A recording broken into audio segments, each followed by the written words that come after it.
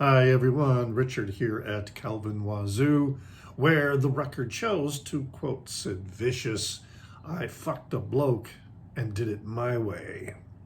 It's Pride Month, so a Pride themed video in terms of music.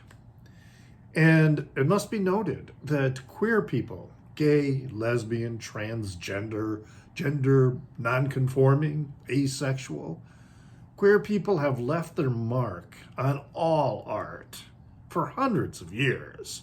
I mean, even if we think that some might perceive what we might think as the super straight world of classical and orchestral music, the evidence is pretty strong that some of the biggest names in this genre were queer. I mean, we can start off with Tchaikovsky, who had a sham marriage designed to stop all the gossip about his same-sex peccadillos.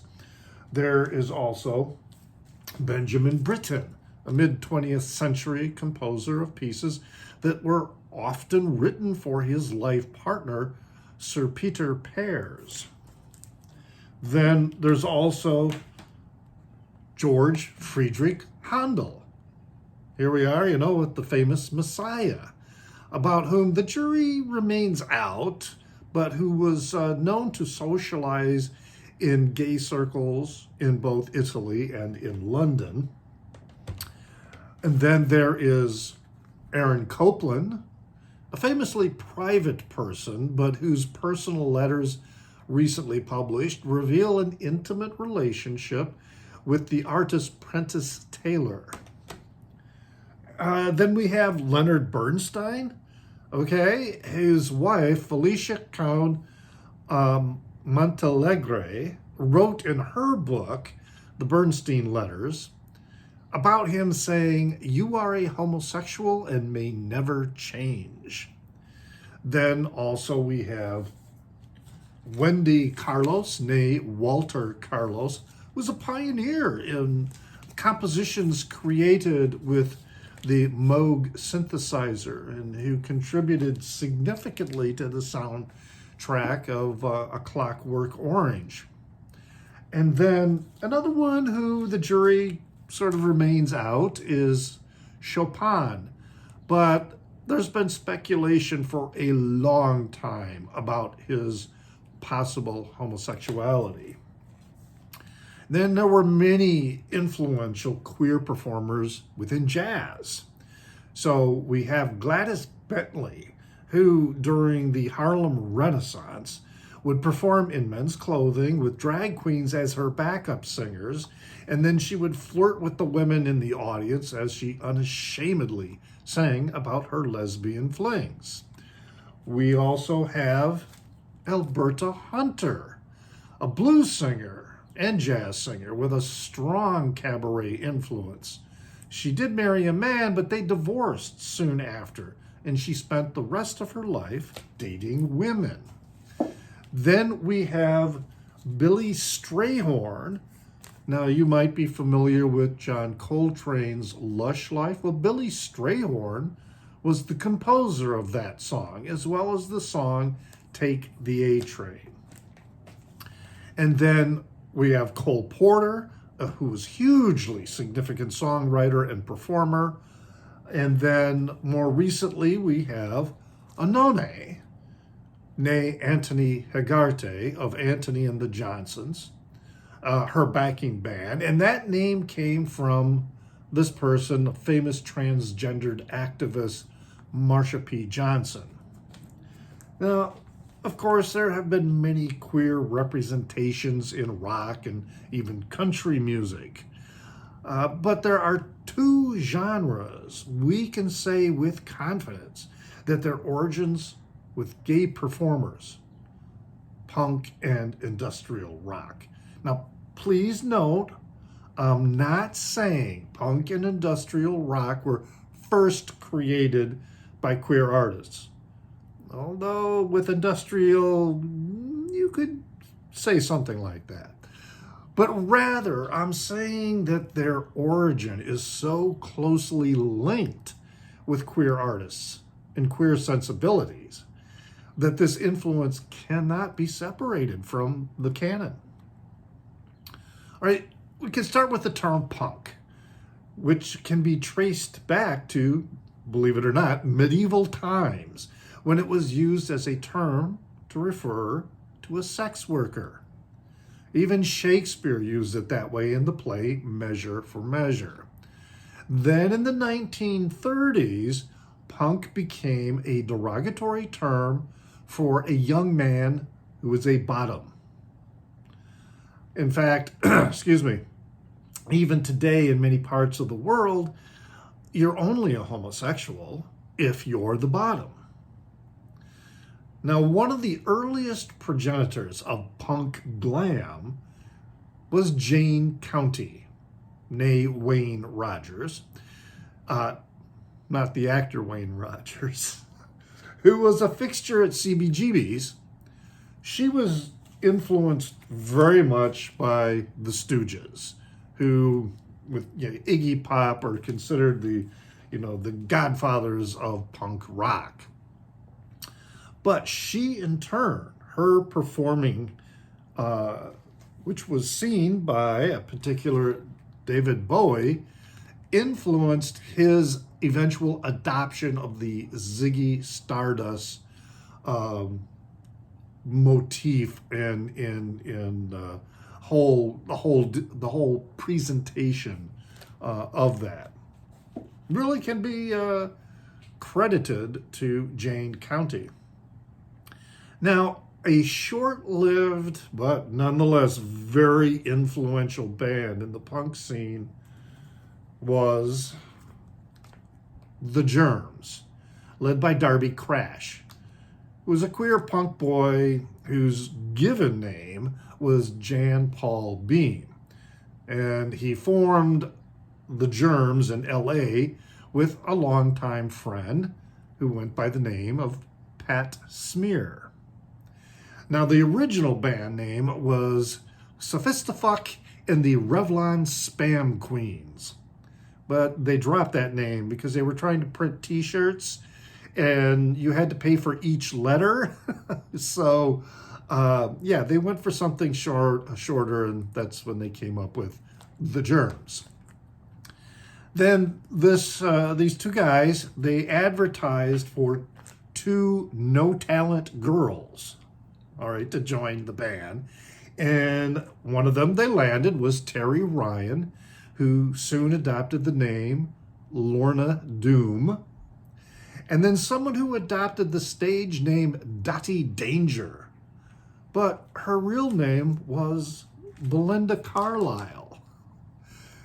She never toured with the Germs because she had this extended bout of mono. So she ended up dropping out of the band, forming the Go-Go's. And then the Germs brought in Becky Barton, who then went by the name Donna Rhea. So the band released one album, which was produced by Joan Jett. And Crash died in 1980 of a heroin overdose as part of a suicide pact in which the other participants survived. But listening to the music, you hear just raw, hardcore punk delivered by this guy, and also in a manner that, he's not taking shit from anybody, as you can hear from some of the recordings with this particular compilation. Now, something that is ubiquitous with the punk scene is the leather jacket. And this was common attire with many early punk bands, continuing with punk bands, but it was also common attire with the gay hustler and gay for pay sex workers, including Dee Dee Ramone, who admitted to having a gay for pay period in his life in the early 1970s. All right, listen to the song 53rd and 3rd, which is a song about a well-known location in New York for gay hustlers.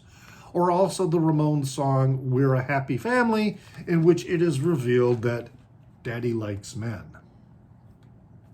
Now, while not necessarily a punk band or performer, of course, there is Rob Halford with his leather look and with Judas Priest, and which was the quintessential leather daddy.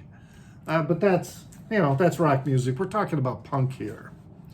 The gay influence within the punk rock scene led to its own subgenre known as queercore, which emerged in the late 1980s and early 1990s during the AIDS crisis, during efforts to erase transgender identity, and also a lot of anti-gay legislation that was aimed at stopping marriage equality.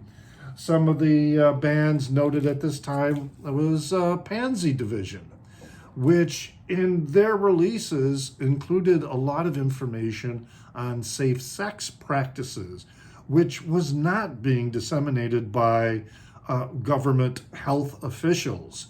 In fact, this was also during the Reagan administration, where there was complete denial that the AIDS crisis was even real. Then there were other bands, including Excuse 17, which was Carrie Brownstein's band before Slater Kinney.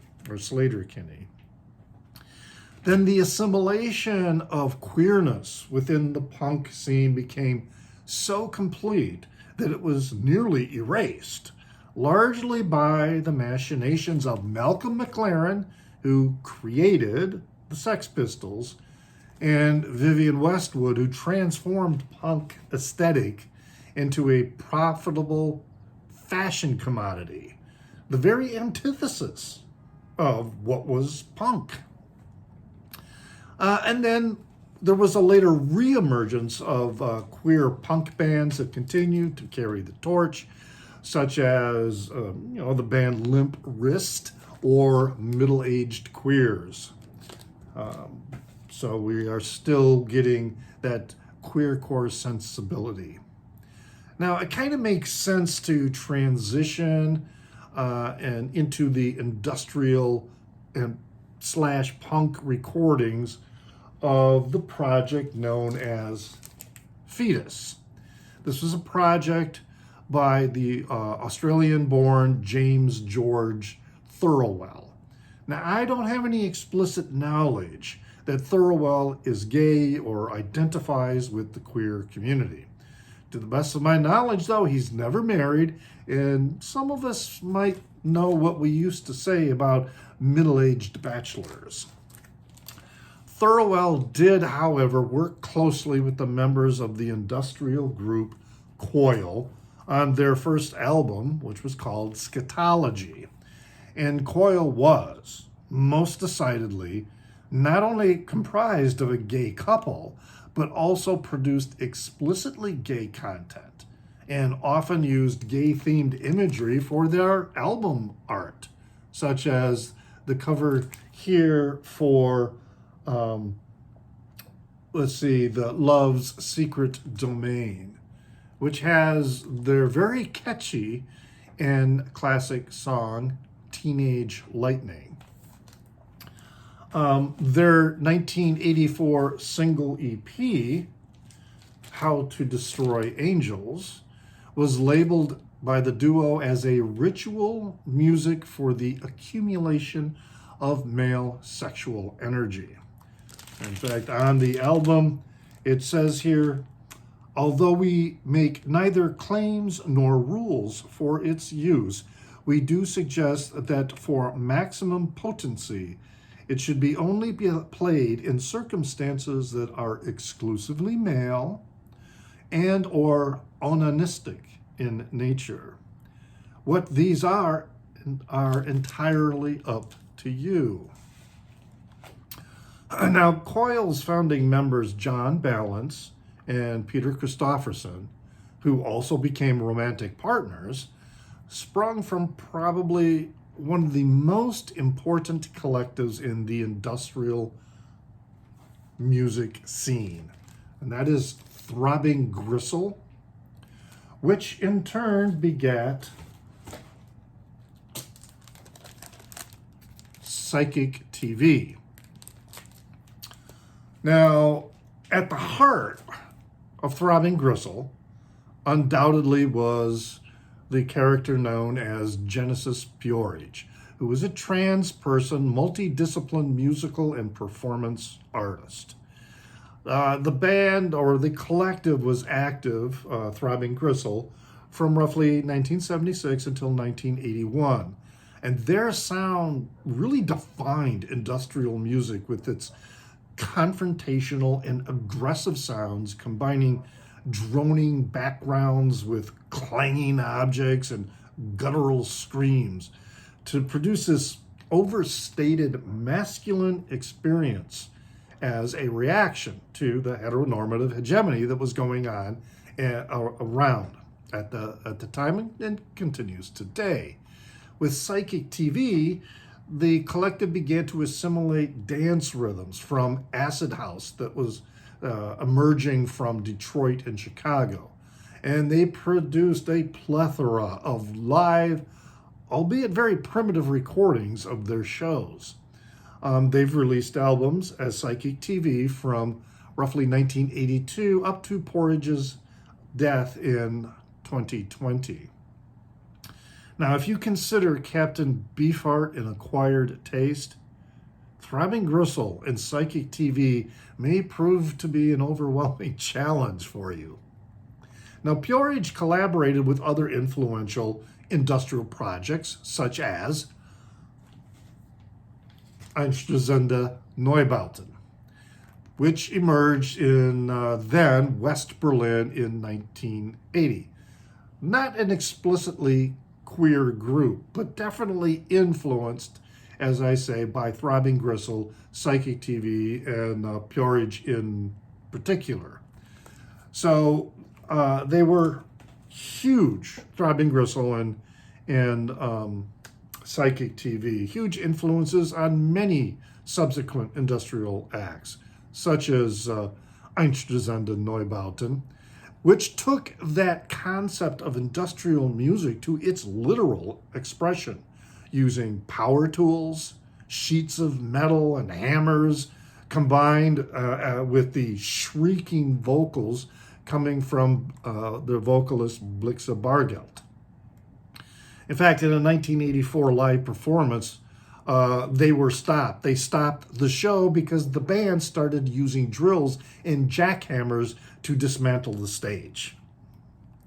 Over time, the band moved toward more musical and melodic pieces with a softer and more electronic sound. Then we also have another band forming at the time that was influenced by the projects that involved Peorage, and that was Cabaret Voltaire, which was formed in 1973 in Sheffield, England, which initially sought to create music without musical instruments. They mixed this electronic industrial sound with dance rhythms, and they grew an audience during the post-punk era. So there you go. Queer artists and culture played significant roles in the development of both punk and industrial music, wielding an influence on these genres more directly than perhaps any other musical style. And when it comes to industrial music, you would not be out of line to suggest that it was birthed from the queer community. Now, I hope you enjoyed that. Please leave a comment in the Down Under. I enjoy getting the comments. You can find me on Instagram as NewsDude76, that's NEWZDUDE76, and I'm also on Facebook as Calvin Wazoo, where you can find not just these videos that I make, but other music-related videos and content. And as always, remember to pray for the people inside your head, for they won't be there when you're dead.